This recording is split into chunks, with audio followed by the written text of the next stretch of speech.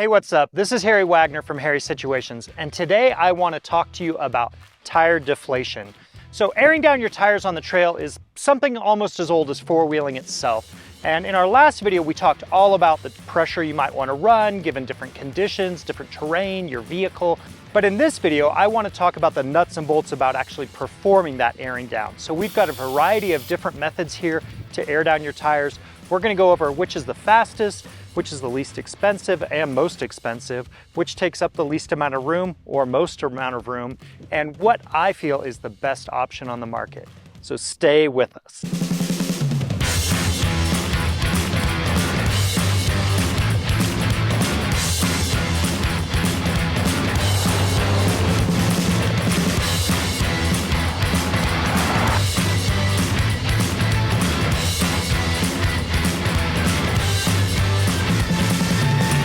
So before we get to actually airing down our tires, let's talk about how that functions.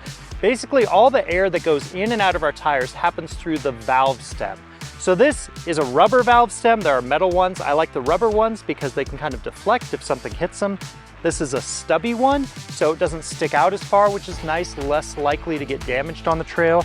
I carry these Colby valves. If you do damage a valve stem on the trail, this actually goes in from the outside, where a normal valve stem you install from inside the wheel and pull it out. This kind of works like an expansion valve, so worth picking up and putting in your toolbox.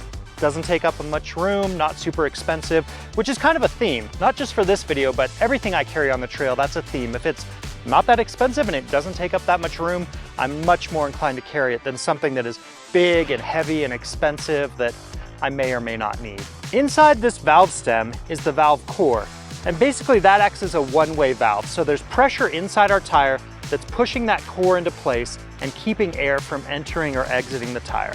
So our deflation methods fall into one of two categories. There's ones that depress this valve core in here in order to let air out, or there are ones that remove it entirely in order to let air out. We'll talk about both methods. Perhaps the simplest thing you can do is get a valve core removal tool. Just take the valve core out entirely.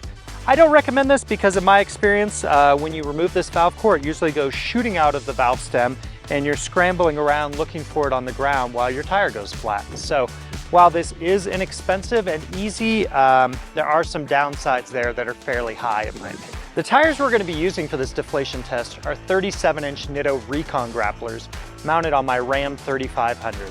This video is actually brought to you by Nitto. If you like what we're doing here, please like and subscribe to the Driving Line channel so we can keep making content like this for you.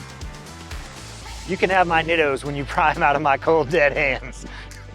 This is an easy deflator. This particular one is from ARB. I have similar ones from AV, from Curry Enterprises. There's a bunch of different brands of the same sort of method on the market. And so what this does, it's got an integrated gauge, which is really nice.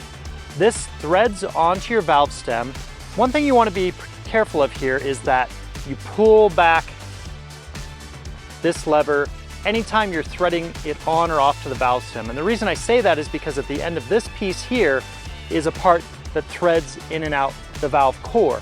So we don't want those two functions to happen at the same time. We pull this back, we thread it on the valve stem, then we can push this part down to engage it with the valve core. You unthread the valve core, which gets captured inside this brass housing, and then you control the air coming out of the tire by pulling up and down on this collar here. When you close it, you can check the pressure. When you open it, you're letting air out incredibly fast because there's no valve core in the way to impede that flow. So really fast. The only issue I've had with these is that you're doing one tire at a time. A lot of other methods, you're airing down all four tires at once. So this might be 4 times as fast, but takes the same amount of time as some other methods. These only cost about $50. As you can see, it's pretty small, doesn't take much room, has a gauge on it. So all in all, I'm really happy with these. I've used these in several of my vehicles and my complaints are minimal. This is an easy deflator. In essence, this is a knockoff of Staun's tire deflators. I think you get what you pay for. The Staun's are about $100. These cost about $20. I find the machining isn't as good. The spring that's inside isn't as precise. Basically how these function is, there's a little spring in here, When the pressure is great enough to overcome that spring, it'll let air out, and when the pressure is not great enough, then it'll close. So these are adjustable. You can set the preload. There's a little knurled collar here, and you can adjust these and set them to whatever pressure you like. Pro tip, if you have these sort of deflators, rather than using a 37-inch Nitto Recon Grappler, use something like your wheelbarrow with a small tire in order to fine-tune the pressure. These two take a while to set up. You have to set all four, and that's maybe my biggest complaint about these is the setup time. And the other issue is, like we talked about in the last video, I don't always run the same tire pressure. It varies depending on terrain. So if I'm in the sand, I'm gonna run a lower pressure than I am in like embedded rock like we have here on washboard roads. So a one-size-fits-all doesn't necessarily work for me when it comes to deflating my tires. One nice thing about these is the price, certainly. They're also very compact, they're small. You can screw all four on your tires at the same time. They'll all deflate, and then they automatically stop deflating when they get to the preset pressure. So that is definitely an upside.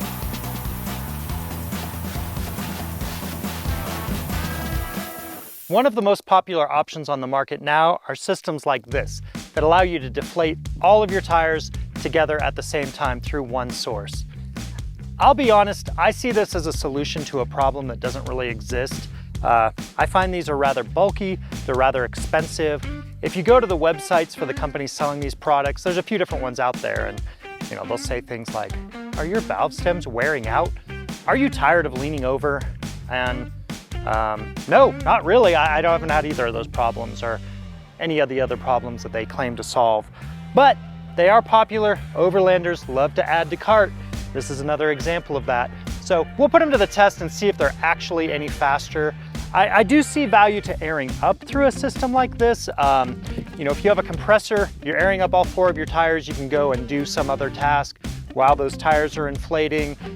For a vehicle like my Ford truck that has Detroit lockers, automatic lockers, on the road, it's very important for the tires to be the same pressure and the same diameter as a result, because then they're turning the same amount of rotations every mile. So there are value to something like this, but to me, it still doesn't make it worth it. I'll be curious if this actually is faster. There's a lot of hose here.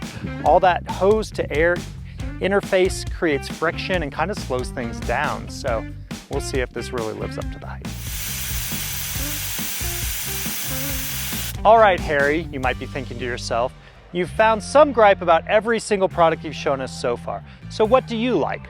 Well, I thought you'd never ask. My favorite product is actually these $15 deflators from Teraflex. They fit on your keychain and there's no moving parts. All this does is depress the valve core. They don't hardly take up any room. I put on all four and then I go back to the first tire. You can just put a normal gauge on top of these. When it gets to the pressure that I want, I just simply go back around the vehicle, take them all off, put them back on the keychain, and you're good to go. The only downside I found to this is that these do not automatically stop deflating. So if you put them on and you're easily distracted, your buddy comes over and wants to BS with you at the trailhead, you might end up with flat tires. But other than that, this is the least expensive, smallest option, and in my experience, it's just as quick and easy as everything else out there, if not more so.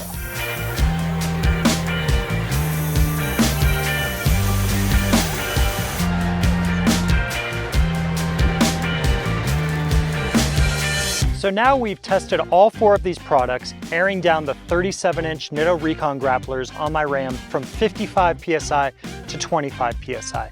Now note, if you have a Tacoma with 33s and your street pressure is only 35 PSI, these times won't necessarily apply to you. This is a pretty dramatic example because the tire is big with a lot of air volume and the pressure is high, but it's still useful comparisons for product to product. Our ARB EZ-Deflator deflated each tire in about 2.5 minutes. By the time you walk all the way around the truck, we'll call it 11 minutes. But per tire, this is very fast. So maybe you carry a couple of these, you and your buddy each do one side, and then it would be twice as fast. The EZ-Deflators really surprised me. These aired down all four tires in under 5 minutes from 55 PSI to 25 PSI. Now there are some caveats here. As the pressure gets lower, it can barely overcome that spring, so they deflate very quickly at first and then they sort of taper off.